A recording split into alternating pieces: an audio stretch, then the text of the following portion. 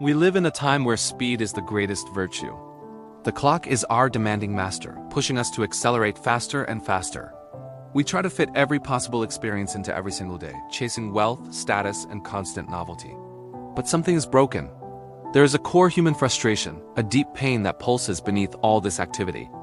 It is the paradox of the hollow harvest. The faster we go, the less we actually feel, digest, or remember of our own lives.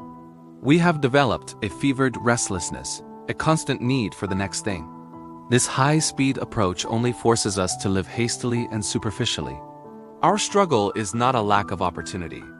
It is an unprecedented surplus of access that leads to emotional starvation. Food is instant. Entertainment is a click away.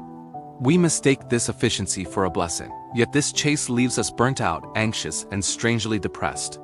We are so focused on the next destination or the next goal that we neglect the very things that bring genuine fulfillment. These things are often the simplest to obtain, but we sprint right past them. We are experiencing a large quantity of life, but without the mental space to engage fully, these experiences feel meaningless and forgettable. Think of your life as a magnificent museum exhibit. It is filled with the world's greatest masterpieces. But instead of stopping to feel the emotion of the artist, you are sprinting toward the exit. You see the art, but you do not appreciate it. You pass the descriptions, but you do not read them. You can claim you have seen the museum, but your understanding is non-existent.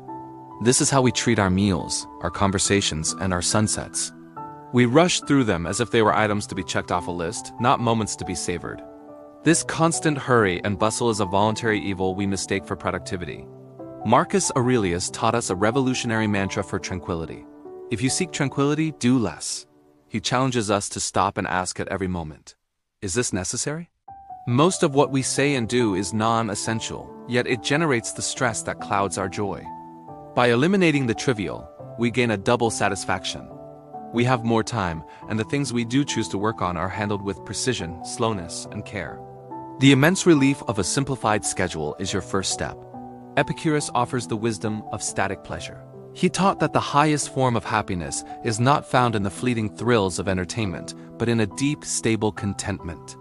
This static pleasure is the ultimate form of slow living because it requires us to stop the chase. How can we enjoy satisfaction if we are already busy hunting for the next hit of excitement? True relief is found in the simplicity of being tranquil, of having your basic needs met and not feeling the constant pressure of wanting more. Henry David Thoreau taught us to live deliberately. He went to the woods because he wished to front only the essential facts of life. His great fear was the ultimate human tragedy, to reach the end of his days, and discover that he had not truly lived because he was too distracted by the fast-paced bustle of society. To live deliberately is to connect with the simple pleasures, meaningful work, nature, and deep relationships. Finally, Lao Tzu reminds us that nature does not hurry, yet everything is accomplished. The transition to slow living is a profoundly rewarding experience.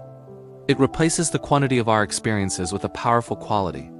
It begins with small, intentional acts, unplugging during a meal to be fully present, or taking a walk where the goal is not a destination, but simply to open yourself up to the healing capabilities of nature.